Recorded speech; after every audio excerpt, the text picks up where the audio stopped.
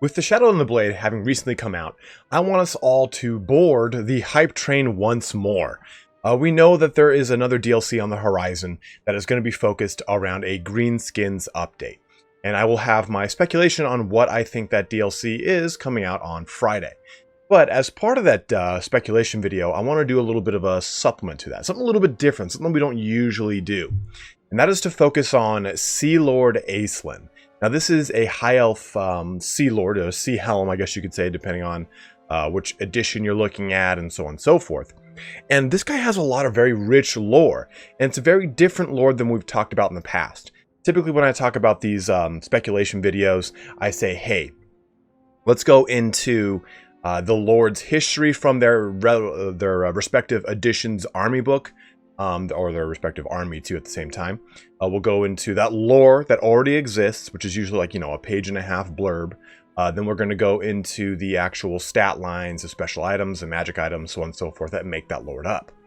So today I'm going to do something different. We're going to talk about Sea Lord Aislinn, and Aislinn himself is never really been a fleshed out lord. Not in the way that we have seen other lords in our previous speculation videos, or just other lords throughout the majority of Total War Warhammer 2.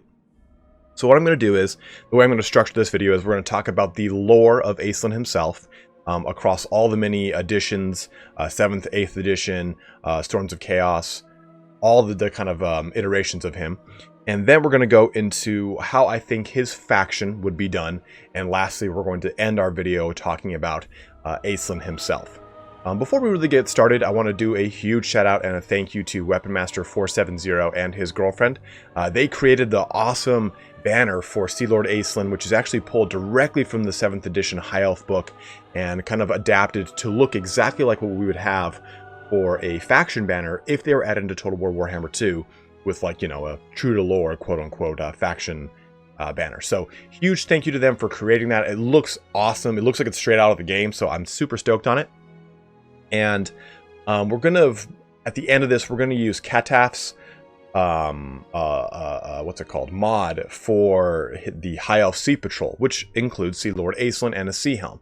So we'll be using that at the end of this to kind of talk about these units, just to kind of give you guys some frame of reference, because unfortunately there's very, very, very little actual art of Aislinn himself. The most art that we have is actually derived from cards from the Warcry game that was forever ago. Now, I'll just be using various arts of Dark Elves and High Elves throughout the lore, so nothing will really be cogent until we get towards the end of things. But for the most part here, I wanted to kind of announce that up front, that there is very little art for Sea Lord Aislinn, so that's what we'll be using that mod to really kind of exemplify some of the units we're going to talk about towards the end of this video. Let's jump on in. Enough exposition. Let's talk about the mighty lore of this Sea Lord. So I guess the overarching theory I'm working under is that if they did do a Grom the Paunch and Eltharion themed DLC with High Elves and Greenskins, then they would need an FLC Lord for that. And this is a proposed FLC Lord for a DLC that would be themed with those two. So this is all, of course, heavily speculated, 100% conjecture, so nothing of this is based on any fact outside of my own gleanings from stuff in the lore. But Sea Lord Aislinn himself is not a very old character. He only comes from the Storm of Chaos supplement. That's the first time we actually ever see him in the lore. And in the Storm of Chaos supplement, he makes a lot of attacks into the Sea of Claws as part of the High Elf Sea Patrol. And he does this kind of reaving through all of the many lands of the Norskins, attacking their own settlements and their towns, creating a lot of fear because he uses all of this magic to kind of make his appearance very enigmatic and just as easily, or I'm sorry, just as shadowy as he entered, he extracts from any kind of situation. And that's the kind of cool, I guess, mystique around Aislinn, is he's a very savage High Elf Lord, and that's kind of a, I'm not using savage, doesn't do that guy is so savage. I'm using it in the term of, like, he is a lot more ferocious than what we typically see with High Elves. High Elves, are a little bit more haughty. They're a little bit more like, no, I don't want to dirty my gloves. But not Aislinn. Aislinn is a, I guess, worshipper, I guess you could say, of Mothlon. And Mothlon is, of course, the deity that is dedicated predominantly to, like basically the High Elf Poseidon. And Poseidon himself, if you know from Greek literature, from mythology, is not an overly nice dude. And it's the same thing with Mothlan. Mothlan is very wrathful. Mothlan is very vengeful. And he's associated with the Sithrai, the evil spectrum, I guess you could say, of the High Elf Pantheon, with the Kadai being the, I guess, the good, quote-unquote, gods. So with that in mind, you know, he kind of comes from this very ferocious background. And anytime he's kind of brought into the lore, he's extremely, extremely vicious in his exacting of war or vengeance against any of the foes of the High Elves. So during the Storm of Chaos situation, he does this massive blockade of Erengrad, and anytime there are Norskins that are looking to flee, they just completely get swept away, forcing them to kind of march on foot back with Archaon's army through all the lands of the Empire. So you have this really cool kind of reaving lord with Aislinn, which is a little bit more common and more, I guess you could say, typical of the Dark Elves. The Dark Elves are these ones that kind of stretch to all the many lands, reaving and stealing slaves. But you get something like that with Sea Lord Aislinn, which is very cool and very different. And we have actually, if you look at both the High Elf and the Dark Elf 8th edition army books, we can piece together a timeline of sorts of all of Sea Lord Aislinn's many shenanigans, I guess you could say, throughout the lore. Because if we take a look at the Dark Elf book, they chronicle all of their history in these massive epochs. The Age of Blank, the Age of this, the Age of Vengeance, so on and so forth. And I think we're currently in the Age of Vengeance. For the High Elf calendar, they chronicle all of their many ages, but not as ages, but as the ruling of their respective Phoenix King. So right now we are currently in the reign of Finubar. That starts in IC 2163. Now, from that, we get an idea of all of, again, the actions that Aislinn's been a part of. So the very first one is in 2281, where Aislinn is helping Beric Var, actually, a dwarf hold, to fight against Greenskins. A really kind of interesting alliance of you know, your enemy is my enemy type situation. And it's very interesting to see that this is one of the very few instances since the War of Vengeance where the High Elves and the Dwarfs actually fight hand in hand, and things go pretty well for the most part. And the alliance is, of course, short-lived because of the contempt and haughtiness of elves and the grudge-bearing of the Dwarfs. Then we move on, though, to 2301, and that's where we have the events of the Chaos Invasion in Erengrad, which we talked about from the Storm of Chaos. Now, pushing forward, though, 43 more years, in 2344, we have a pretty significant situation in the sacking of Marienburg. Now, this is where Sea Lord Aislinn responds to an attack from Otto Steinroth, the Red Pirate of Marienburg. Essentially, he goes and attacks Sardineth, which is one of the coastal islands outside the eastern portion of Ulthuan, and completely sacks the city. So Sea Lord Aislinn, being a very level-headed person and not in any way wrathful or vengeful, attacks Marienburg and goes just directly for it. And he gets all the way through onto the docks itself, and he has to fight both Marienburg standard regimental soldiers and the pirates of Otto. And by doing this, he kills Otto Steinroth himself. I mean, it talks about him having almost like a scimitar-esque Ithalmar blade. He kills him and then has all of his mages set Marienburg on fire, and he extracts all of the High Elf merchants that are currently in Marienburg, knowing that it's going to cause a shitstorm. And the result is actually pretty interesting, right? Because all the people of Sardineth are like, oh man, Sea Lord Aislinn is the best. He's a hero of the High Elf people. And a lot of the lords and nobles of the High Elves look at these actions as very, you know, good, affirmative. They kind of think that the old world needs a taste of the High Elf might, that they are not such a diminished force. But this ultimately kind of ends up him being kind of thrown to the wayside and kind of pushed down in the Elven court. But at the same time, this brings Finubar to ascend as Sea Lord Aislinn because he sees him as a very wrathful tool. You know, he sees him as a very good counterpart to the way that the Dark Elves kind of ply their trade of naval warfare against the High Elves.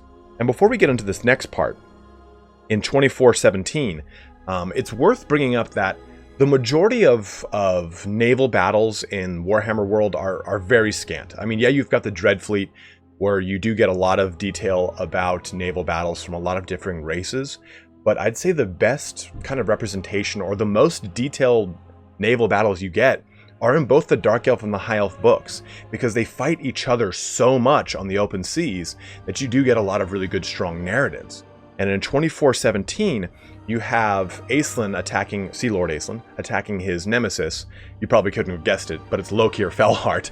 And they get in this really prolonged naval engagement where Sea Lord Aislinn goes to spring a trap using his command of the mists and mist magic to conceal all of his ships to kind of pop up on the Blessed Dread, the Black Ark of Lokhir Fellheart. And in doing so, though, Lokhir Fellheart, he's no slouch. He understands the way that if there's a boat in the water, it's going to cause ripples. And he sees this as these ships are advancing on him, shrouded by the mists. And he basically creates a trap that Sea Lord Aislinn falls into. And at the same time, Lokhir Fellheart is able to completely destroy Sea Lord Aislinn's navy. And doing this, he also stabs Sea Lord Aislinn in the chest with both of his red blades of Ind. Now, this is kind of an issue I see with the naval battles of Warhammer. When you reread Sea Lord Aislinn's Downfall in the Dark Elf 8th edition army book, on page 29, if you're wondering, you get more than it's not just ships shooting at each other and then boarding each other, that's like the culmination of the fight is Lokhir boards Aislinn's ship and they duke it out. His ship, Calendirian. And in this, though, you read more about, okay, there are these hell drakes, which are dragging these things called Doom Reavers, which are these giant towers on top of the hell drakes, and they're going through the ocean. And you have mages casting spells back and forth at one another to counter each other's spells or sweep the deck of an entire ship completely clean of people by just scything them 1,000 times with blades made of magic. There's all these different elements of naval fights and battles in Warhammer that I think makes it a really big challenge to kind of want to get a good representation of that in the game. So it's interesting. Read through that if you have access to the 8th edition Dark Elf Army book. Read through it. It's a really interesting naval battle that is not based solely off of the ability to shoot bolts at one another's ships. It's very, very cool. But at the same year, 2417, in the High Elf book, we get this moment where Sea Lord Aislinn comes ashore. He just washes ashore in Eataine. And he was thought dead, even though he was plunged in the chest twice with 2 swords, where he is resurrected by Mothlon. And this is where he becomes the Herald of Mothlon. That's what I think the name of Sea Lord Aislinn's actual faction would be, the Heralds of Mothlon versus High Elf Sea Patrol, which is just not cool. High Elf Sea Patrol doesn't sound fun or awesome or epic. Sounds boring. I don't like it. Moving away from that name. To kind of culminate the story of Sea Lord Aislinn, he does end up getting killed in the end times. Tyrion executes him. He was essentially fighting for Tyrion. He betrays Tyrion and joins Malekith and Teclis. And at the same time, Lokhir Fellheart, who was on Malekith and Teclis' side, swaps to Tyrion. And they end up just chopping off Aislinn's head. So there's a pretty crappy end to a pretty cool, enigmatic, wrathful kind of lord. Very similar to how you get with Eltharion. Eltharion is a very similar kind of lord that is very vengeful, is very vindictive, and does exact a lot of wide-ranging vengeance upon the High Elf enemies. But I think it is worth noting that Sea Lord Aislinn is covered pretty extensively in 2 publications at the time. I believe it's called, Defenders of Ulthuan and Sons of Illyrian were 2 books that came out that kind of chronicle a lot of Sea Lord Aislinn's many shenanigans and him summoning of Merwyrms, which is something we're about to get into. So now that we've talked about his overall lore, let's go into a little bit about what I think his faction would be like, what will kind of be added to the game. Because remember, I'm saying he's an FLC lord, so I don't think it could be too crazy. If we go off of the Storm of Chaos supplement, which gives us rules for High Elf Sea Patrol, I think what they mean to say is the Heralds of Mothlon. It's a typo. But I'll read this little bit to you guys here. The fleets of the Lothern Navy guard the coasts of Eataine, but they also range far and wide, sailing every ocean of the world and patrolling the sea lanes for the enemies of the elven people. The fleet of the Sea Lord Aislinn, dubbed the Pernicious by his peers, has been extremely active in recent months, dispatching small patrols of Lothern Sea Rangers to carry out stealthy hit-and-run attacks along the southern coast of Norska, recovering lost artifacts, rescuing prisoners, and even assassinating powerful enemy war leaders. Lord Aislinn's exact motivations are far from clear, but his attacks have caused untold confusion amongst those tribes attempting to join Archaon's invasion. So, this isn't a very extensive list. You get a Lords, Heroes, Core Units, Special Units, Rare Units section that is, for the most part, pretty typical of what you'd expect here. So the Lord is called a Sea Lord, and it's essentially just a prince.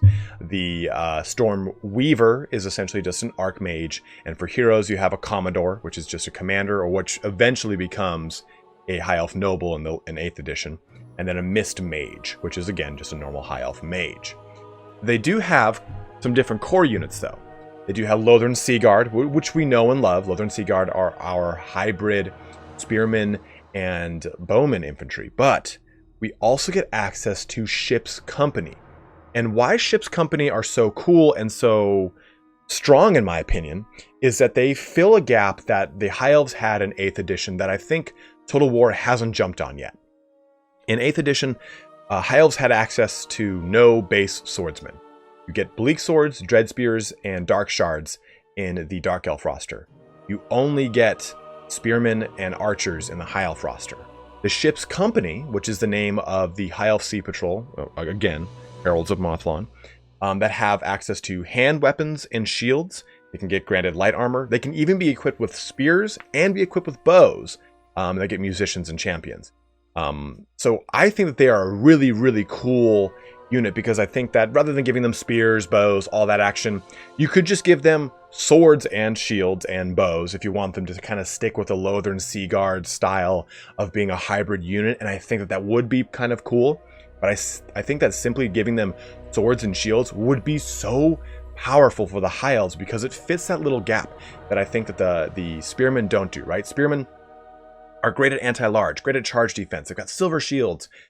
Cool. But anything with a sword is really going to beat them. Like Bleak Swords against Spearmen, they win out because Bleak Swords are meant to do that kind of they're meant to get into close combat and do damage. Spearmen are meant to hold the line. So I think the Ship's Company is a great unit to be added with this, and it's something that's very minimally invasive. You have to think with FLCs, they can't go over the top. And with that, that brings us over to our Lothern Sea Rangers. Now, when we got Alithanar added with the Helibron and the Alariel DLC, Alithanar came with his own type of Shadow Warriors. And I can't remember the name off the top of my head. I almost said Shadow Rangers, but I know that's not true. Shadow Walkers. Shadow Walkers. That's the name of them. Now, the Shadow Walkers, they're different in that they have anti-infantry and poison attacks, and they dual-wield weapons. For the Sea Rangers, I would like them to do anti-large and give them a two-handed weapon. Very similar to what we get with the Shades, right? So Shades, sorry to knock the crap out of my mic. Shades have an anti-large, an anti-infantry, and a standard variant. Shadow Warriors with Shadow Walkers have a standard variant and an anti-infantry variant. Give me that Sea Ranger, give me that anti-large variant. I think it's a really great way to just, hey, this is a real quick and easy thing we can do to add a little bit more flavor and make more of a mirror to the Dark Elves that I think the High Elves kind of lack a little bit. They are supposed to be a mirror faction, but I think that the Dark Elves have so many better tools than the High Elves, in my personal opinion. Now, the Storm Weaver and the Mist Mage are both the special casters of the High Elf Sea Patrol. Again, read Heralds of Mothlon. Now, there's nothing special about them. They're just mages, they're just archmages. There's nothing cool.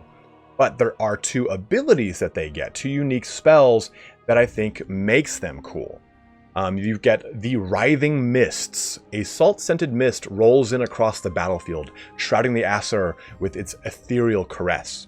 Now, these two abilities, the other one is called Mistress of the Deep, and I'll read that one in a sec here.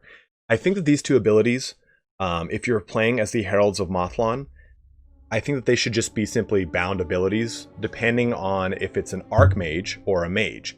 Because in my opinion, and we'll go into this on Friday when I discuss Grom and Eltharion, I think Eltharion's generic lord has to be an Archmage. And if he adds an Archmage, then it would make a lot of sense that you get the Writhing Mists on just the Mage, and the Writhing Mists and the Mistress of the Deep on the Archmage. So basically, as a bound ability, it's got maybe a 60-second, 90-second recast, but it's a really cool way to get access to these spells without creating a whole new lore, which you could. That'd be cool. I'm down with it. I'm not going to say no, but I think that this might be a little bit more of an easier way to do it without breaking the bank here. So Writhing Mists, for the most part, is essentially a debuff to enemy shooting or hand-to-hand attacks. So the way I kind of articulate this, or the way I kind of envision this in Total War Warhammer, is that it would be an ability to cast on any unit that would increase melee defense, so the likelihood that someone would hit you, because that's how that penalty works in the tabletop, and it would increase your missile resistance. So again, giving you that natural resistance against enemy fire. So if you cast this on, say, your C company, which is already going to have silver shields, then they're going to have an additional missile resistance. This is going to help you out a lot if you're playing with White Lions, Phoenix Guard. So I think that this is a really good, strong ability that kind of shore up some of the gaps in the line of High Elves. And if you're just putting this on the generic caster themselves, Mage or Archmage, regardless of their lore, that's what I think would be so strong about this. So you could put this on a Deathcaster, well, I don't really have access to all the lores that I want them to have access to, but still, if you give this on some variety of different casters, like, say, again, Life, for instance, something as a bound ability, or High Magic, it just makes a lot of sense. It can be really, really fun out of this. Now, Mistress of the Deep is different as well. Mistress of the Deep is essentially, in tabletop, you created what was called an Oceanid, and it had to be within 6 inches of the wizard, and they had to charge it and attack it. It's convoluted. But what's important here is, let's read this little blurb. Even amidst the clamor of pitched battle, the enemies of the elves are distracted by the mind-twistingly haunting tones of the Oceanid's song, and beguiled by a vision of ominous beauty unique to each beholder. So you get this creature that kind of creates a debuff across the enemy army. And that's what I think could be done here with the Mistress of the Deep. Maybe you click a location, and a little idol pops up, and you can see the radius around it. It doesn't even need to have an idol. I think that you could do that for the aesthetic portion of it. Maybe that's the actual animation. But it would reduce leadership and melee attack of anyone in the radius around it. I think that would be the main goal here. So if you use it with Writhing Mists, which is going to help your melee defense, and you use Mistress of the Deep, which decreases the melee attack, you just get a lot more durability out of your units, and I think it would be a pretty interesting way to incorporate these two spells into the game without needing to really kind of go overboard. The last unit I want to talk about, though, is the Merwyrm. And we got a little taste of Merwyrms when Lokhir Fellheart was added with the Vampire Coast DLC. Well, let's read this lore blurb from the High Elf Sea Patrol. The mages of Lothern are able to summon forth and bind the beasts of the deep, imposing their will upon the creatures' primitive minds.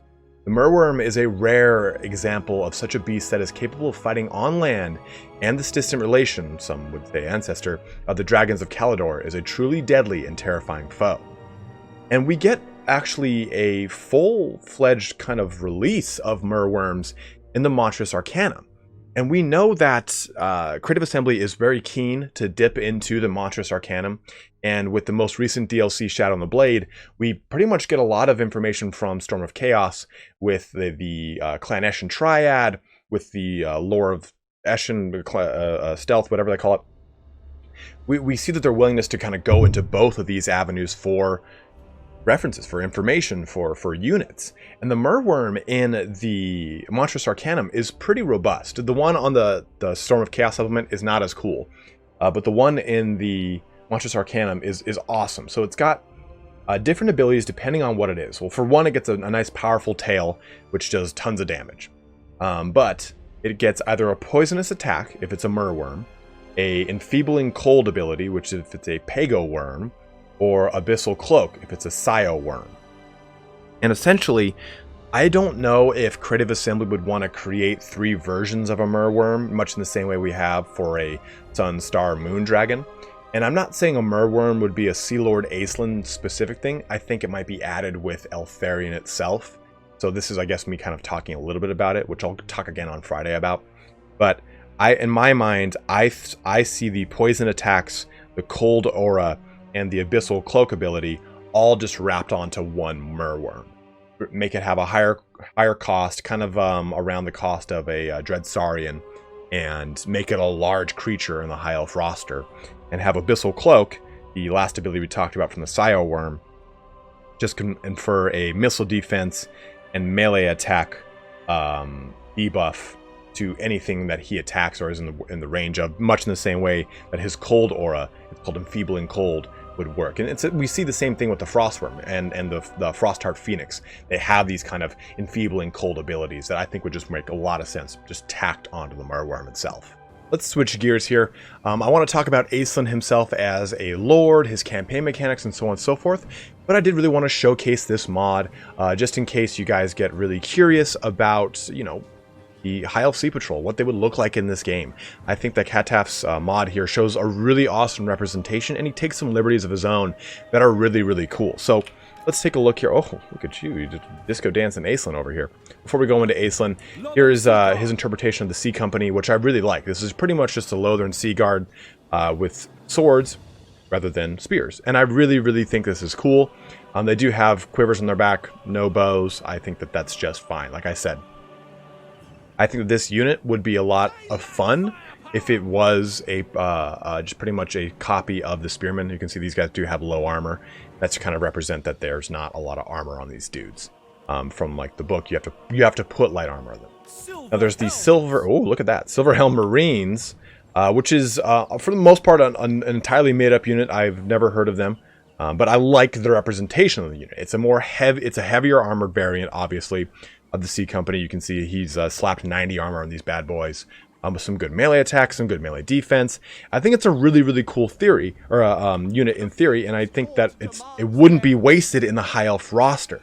That's what I think is so strong about a Silver Helm Marine like this. I mean, Silver Helms don't, they're knights. They don't fall, they don't attack off of a horse, but I think it's a really cool theory, and I really like the execution of this. Now, we did talk about the Lothern Sea Rangers, and for all intents and purposes, the Lothern Sea Rangers are no different than the Shadow Warriors, aside from, I think it's 20 or 30 more armor on these guys compared to the Shadow Warriors. So Cataph did a really cool representation of these guys. I just think that they need anti-large just to kind of balance out that the Shades have access to so many different ways of dealing damage in melee, right? Anti-infantry, anti-large, or just kind of standard variant. So I think that these guys are really cool. Now, a really interesting choice here is these Lothern Swift Feather Riders. They ride Swift Feather Rocks. Swift Feather Rocks are the eagles, are the beasts that would tote around Lothern Skycutters. So rather than a chariot being drawn by horses, a Lothern Skycutter is drawn around by the Swift Feather Rock. And the Swift Feather Rock is, or the Lothern Skycutter itself is manned by Lothern Sea Guard. So these things are all very thematic and they play well together. In fact, Aislinn in the selection screen can choose a Swift Feather Rock as a mount or his custom Storm Dragon mount that Cataph has created, which is pretty cool. So I did want to just showcase this mod real quick. I think it's a really awesome representation of a lot of what we've talked about so far in a really fun, thematic, flavorful way. Now let's go over here to Aislinn, because this is, again, a really sweet representation of him.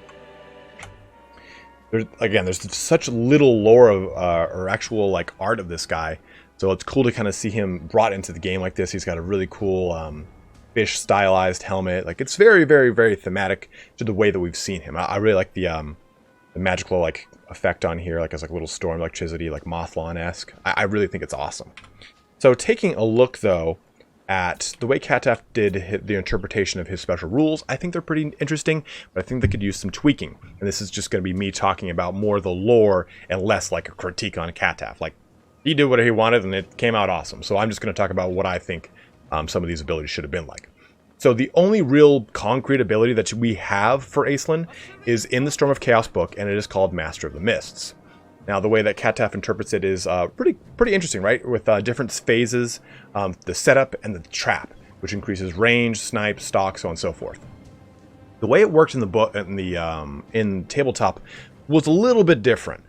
You get basically this special round of shooting where everything in your army that can shoot regardless of range. So it's pretty overpowered. The way I see the Master of Mists working is either one of two ways. It can either be an activatable bound ability for Aislinn, like a foe seeker or anything like that, and he can cast it on either a unit or a ranged unit. And the ability would give an accuracy and a range buff and a missile damage debuff. Now, the reason I would say that this is important is that it kind of fits into the theme of the Master of the Mists and its original intention. If you think of it as like this, okay, we're setting a trap and we're getting a first round of firing on the enemy before they can even do anything, right? We've sprung the trap. And that's how Cataph kind of interprets this, right? Setting up the trap and springing it. The way I think Master of the Mist could work then is if you use this on a Eagle Claw Bolt Thrower, it increases its range and its accuracy, and it decreases missile damage coming back to it. So the initial portions of the fight, you're going to want your Eagle Claw Bolt Thrower to get out as much damage as it can to some of the more heavy-hitting, harder-to-hit units, of course. And at the same time, you're probably going to be receiving return fire from cannons, from other bolt throwers, from anything of the sort. This will help mitigate some of that damage with the missile damage resistance. And that was, I think, the intention of Master of the Mists in Tabletop, was to do damage to things that would mainly threaten you before they could do damage back. Again, you're springing a trap. Now, another ability he has here is a Herald of Mothlan, which is... and I had never even thought of this. I think this is a really cool ability. It's very similar to Heart of Avalorn, right? Hit points greater than 20%, it won't activate, but if it does activate, goes below 20%, gets a burst of life-saving hit points and recovery to his vigor. They say Aislinn is being kept safe by Mothlan himself, to the point that even when defeated, he might just wash ashore as if nothing happened. I think that's a really cool nod to his lore. He's been killed like 3 times in the lore, and Mothlan brings this bad boy back. So I think that's a really, really cool interpretation. Naval Discipline is something that Sea Helms had in Tabletop itself. We're gonna talk about that when we talk about Eltharion and Grom, but this is pretty nifty here that it gives acceleration increase and expert charge defense to anyone 30 meters around Bad Boy Aislinn. I think that's pretty cool. And lastly, a magic item, the Panoply of the Merlord. This rare suit of armor forged in Ithalmar and sea gold is enchanted to protect the wearer and bears unusual prayers to Mothlan. Most elven smiths wouldn't normally dare, as the god is as fickle as the tides. I think this is a really cool little credence to him. Armor, physical resistance, and vigor. But as a whole, I think Aislinn should kind of mirror Lokhir Fellheart. He should be a strong duelist, and he should be able to stick into combat. And this is very indicative, or at least very similar to Lokhir. He does have the ability to regenerate. He is a bit of a duelist. And I think that this guy having a two-headed sword is very true to what we see in the lore for him. So, as a whole, I really enjoy this interpretation of Aislinn, and I think that it's a really strong one. So if you are curious as to what a sea patrol will be like, please jump over to Cataph's mod. I'm going to link it in the description and in the comment below. You can take a look at that as you can. But I'm going to keep the screen here. We're going to talk a little bit about Aislinn and the way I think he would be interpreted in a campaign scenario. Because if you think about it, where is this guy going to make a lot of sense? And we'll go into his starting positions at the end of this. But I think putting him in direct opposition of Norskins is the way to go. And that fits heavily into his lore. It doesn't create another power block on Ulthuan. It creates a lot of diversity as you, the high elf player. And that's what I think is so important about Aislinn. He is not geared towards fighting dark elves, even though he is, he can. He is a high elf. But his narrative is more about patrolling sea lanes and keeping Ulthuan safe from would-be raiders, and would-be raiders being Norskins. So I think a large focus on Lothern Seaguard, not Ski-Guard, bolt throwers, Sea Rangers, and Sky Cutters is going to be the big deal for him. And I mean that in the sense of lowering recruitment cost, increasing recruitment rank, lowering upkeep of all these units is going to be pivotal for him. In addition to that, I think that what we got with Raponce should be very similar with Aislinn, in that he can increase the AP values of his army, maybe from a range perspective. So even Lothern Seaguard can do ranged AP damage, not a massive amount, but maybe it's like 5 or 6, so they can finally start to threaten armored units when it comes to campaign. In addition, I think that a really strong ability, and one that I think would make a lot of sense, would be granting all Eagle Claw bolt throwers that are in Aislinn's army magic and or fire damage. He does a lot of enchanting of magic to kind of help guide his forces to help him kind of move around the map very easily. And I think that that makes a lot of sense here to kind of help bolster his Eagle Claw bolt throwers. If you think about this, if I'm saying that, hey, Aislinn is going to fight against Norskins, what do Norskins have access to? A lot of large creatures, a lot of big scary stuff. So if the Sea Rangers are anti-large, that helps out. If you have Sea Company able to fight against Norskin troop chaff infantry, it makes a lot of sense. It fits a narrative.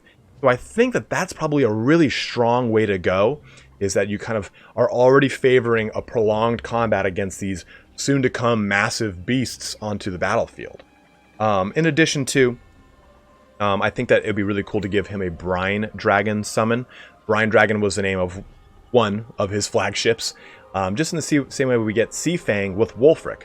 Just a really quick little wind blast ability that does damage. Really more damage towards light armor than heavily armored, I'd say. And I think that'd be just kind of a cool, flavorful ability if they didn't do anything else of the kind of mix that Cataph has done. I really like what he's done. And I'm sure I'm pronouncing his name wrong. I'm so sorry if you're watching this, dude. I looked at it like 15 times. I was like, I'm just going to roll with this. And lastly, I think that mounting him onto an eagle and then lastly a dragon makes the most sense. In the High Elf Sea Patrol book, he was not allowed to mount a horse. So no horses, period, for Aislinn. If Lothern Skycutter is a mount, I'd say that'd be a good one. Maybe that's after the eagle or before the eagle, depending on how they kind of scale the power of a Lothern Skycutter. And then they mentioned that he rides a dragon in some portions of the lore, and actually the End Times lore, like a blue dragon of sorts. Cataph called it a storm dragon, and he put bolts of lightning all over it. It's pretty sick. But again, I just think it could be a standard moon dragon or a star dragon. It doesn't need to be anything crazy. It could be his own flavored dragon, just like we get with Lokhir, Maelstrom, which is entirely made up. But I think that overall, Aislinn would make a lot of fun for a High Elf campaign. And let's talk a little bit about his proposed starting locations to see what it would be like for him. Now that we've kind of gone into his mechanics and how his army would leverage those mechanics, let's go into how his starting location can all tie this together. Let's take a look at this map here real quick. Let's start real fast by giving a shout out to Dunebug6 for creating this map. Really awesome. It obviously is not as up to date, but it doesn't matter for the intents and purposes of this video. So as it kind of stands, I think what makes the most sense for the climates that are suitable for Aislinn is Mountain, Wasteland, Chaos Wasteland, and Frozen. Because I'm going to say it'd be great if he started over here in the Sea of Chaos. And making him start up here, yeah, you've got scaling up here, but you have a ton of Norskins throughout the top portion of the Iron Frost Glacier, Aghole Wasteland. You've got tons of Dark Elves over here. So this forces him to a northern and western expansion. And why I think those climates are so key is that it discourages an overall Ulthuan expansion, because we just don't want another Ulthuan lord going down into Ulthuan and taking it over. It does allow you to take Nagaraith, which I think is a pretty cool narrative for him to be able to get the Sword of Cain. But I think this way you force a playstyle that is very Dark Elf heavy on a Vortex map, because there's not a lot of Norskins you can really do anything with. And it forces you to really kind of be able to establish a northeastern empire in Albion and the Aghole Wastelands. I think it's a very fun and different narrative, because it doesn't force you into the usual 100-turn trope of dealing with uniting all of Ulthuan. And on that note, before we jump over to the Mortal Empires map, we have to talk a little bit about the specific faction mechanics of Aislinn, right? Does he use the Vortex campaign with the Isle of the Dead and going into the Vortex rituals? He could, and I don't think there's anything wrong with that necessarily, but he has to have some things that are more flavorful to him, that make him stand out. And I think one of those things could be, and I'm going to spitball 4 ideas with you guys. You can let me know, hey, those are great ideas, one of them would really work. Or those are shit ideas, here's what I think Aislinn's faction mechanics should be. Because it's kind of hard to do naval-centric things without the naval warfare aspect in a game like this. So he has a lot of history blockading and sacking ports. So I think blockade could be a special ability that he has. Rather than just sieging a port city, he can blockade it, and it can force you to, rather than just paint the map with all the many colors of the Heralds of Mothlon, he can blockade, ports with either heroes or with a lord, like a whole army. Like I haven't really decided what makes the most sense. Is this a hero action and it neutralizes portions of their trade, or you actually steal portions of their trade, much like you get with Vampire Coasts? Or is it an actual lord action where you have to go and blockade the port, and when you do it, you extract one of 3 resources. You can extract weapons and armor, which grants you combat buffs. You can extract resources, which is going to give you growth bonuses to your own faction, or you can extract trade goods, which increases your income. I think that would be kind of a cool way to do it. It's a very convoluted mechanic, but I think that's one of them. A second one could be like a reaver stance, a specific stance that you would take in any of the portions, the northern straits of the Great Ocean, the Isles, the Sea of Chill, anything that's not your territory, contested or enemy naval territory, basically. Reaver stance is basically raiding on the ocean. So any port city, you're now going to start taking from their trade lines. And what you could do is Reaver stance in your own territory actually bolsters your trade lines, because you're defending your I guess you could call it sea patrols. You're patrolling your trade lanes and you're attacking the enemies if you're in the enemy territory. I think that's maybe the best way to the best thing to call it. Now another mechanic, I guess you could call it, is military alliances. We all eschew military alliances in these games because it prevents you from confederating. It pulls you into a lot of unnecessary wars, stuff like that. But it'd be interesting if military alliances that you made with other high elves actually bolstered a lot of your economy. Like say, okay, you're doing a military alliance with Averlorn. Well, now you're going to get this much more this much more income, or maybe it gives you access to more units to recruit. Maybe that's how you get access to more units, is maintaining military alliances with other portions of Ulthuan. This way, you do have a hand in the affairs of Ulthuan, but you're not driven by it and uniting everyone. And in fact, you do want to create those military alliances so you have defense against the rest of the map. That's just an idea. Now, my last idea here is just a special stance here. You could be Master of the Mists again, or something misty mists from the fog, whatever the hell.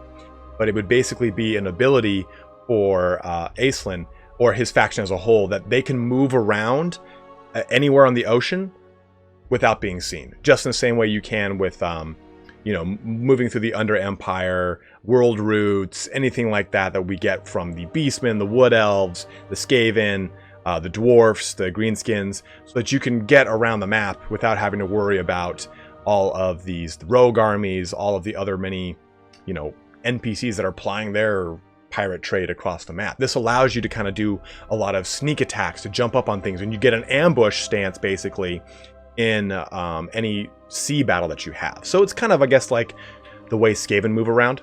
I guess you can kind of think of it like that. So if you attack someone at sea, you have a chance to automatically spring an ambush on them. That's my mentality behind it, my thinking behind it. I think of all 4 of those mechanics, the last one makes the most sense. But I'd love to hear what you guys think in the comment section. Let me know if you think that a special raid stance like that would make sense to take money, or if you think a special stance where he's ambushing on the open ocean makes a lot of sense. Let me know what you think. Let's talk about the Mortal Empires before we close this video out. All right, now we've got the Mortal Empires map here. I do not know who made this map, so if you guys do know, please let me know in the comments so I can give him a shout out for it. But he made this awesome interactive map. We can take a look at individual provinces, regions, the choke point battles across the map. You can plan, how you're going to advance. You can even load in a save file, and it'll show you where you've painted the map. It's really, really, really cool. So let's look at this from regions and a climate perspective, because remember we were talking about chaotic, frozen, mountainous, and wasteland as being the prime climates for Aislinn. So I think that on a Mortal Empire start, he would start over here in the Troll Fjord in the Vanaheim Mountains. No basis on this other than the fact that he reaves up and down the Sea of Claws. I think that him starting on Kothic it's too easy. It's just too easy, and it's too safe, and I don't like that. We get too much stuff in Ulthuan as it is. Leave Ulthuan alone. I think him starting in the Vanaheim Mountains gives direct opposition over here to Wulfric. You do have Nakai right behind you, but you have a lot of aspects to fight anti-large, and it's quite fun. You have Bretonnia down here. You've got Marienburg you can go sack. Maybe you get a special thing in there if you take Marienburg. So there's a lot of diverse movement that you can do through the northern portion of the Mortal Empires map. Even the northwestern portion, filled with frozen, chaotic climates, wasteland, all sorts of fun stuff over here. So that's why I think that this being a very different play style for a high elf is going to be the name of the game. And I'm pretty sure that Eltharion himself, if he were to add it into the game, he would have to have a very diverse playstyle too. So we'll talk about him on Friday. I know I keep saying that, but I'm just trying not to repeat too much information so it makes the other videos superfluous. So these are my propositions here, my conjecture, my I don't know, speculation for a fun way to do a Sea Lord Aislinn, or at least a very different way to get high elves added to this game that is not the typical kind of Ulthuan playstyle. It is a very different one. It focuses on raiding, something that's more akin to Dark Elves. So let me know what you guys think about this. I've purposely released this right here on Christmas Eve. You have something to watch in the next over the holiday period. So guys, enjoy your holiday if you celebrate Christmas. If you're off on Christmas, enjoy it then. But have a great one. Thank you so much for watching here today. I'd love to hear what you guys think on this one. And be on the lookout on Friday, maybe even Saturday, depending on how my time works, for a video speculating Grom the Paunch and Eltharion the Grim. I've been wanting to do that video for so long, but with Shadow and the Blade coming out, it was obvious what the next DLC was. So that'll be coming out here on Saturday. And we'll continue our streams, of course, with a new campaign for Malice Darkblade. But as always, guys, thank you so much for watching here today. I hope you have a great holiday, and thank you so much for watching across the entire year. We're bringing another year here to the channel to a close. But thank you guys so much. Have a good one, and take care.